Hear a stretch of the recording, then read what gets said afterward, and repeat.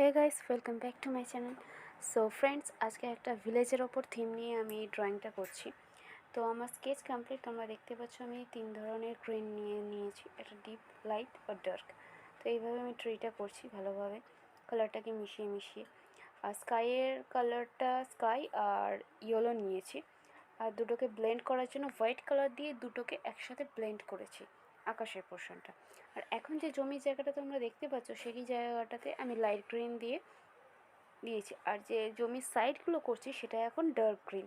তারপরে সুন্দর করে আস্তে আস্তে এই জায়গাটা মিশিয়ে মিশিয়ে করেছি। আর ঠিক তার অপোজিটে যে ধানের ক্ষেতটা গেছে, ওখানে ইয়েলো আর লাইট গ্রিন দিয়ে ধানের ক্ষেতটা আমি দেখিয়েছি।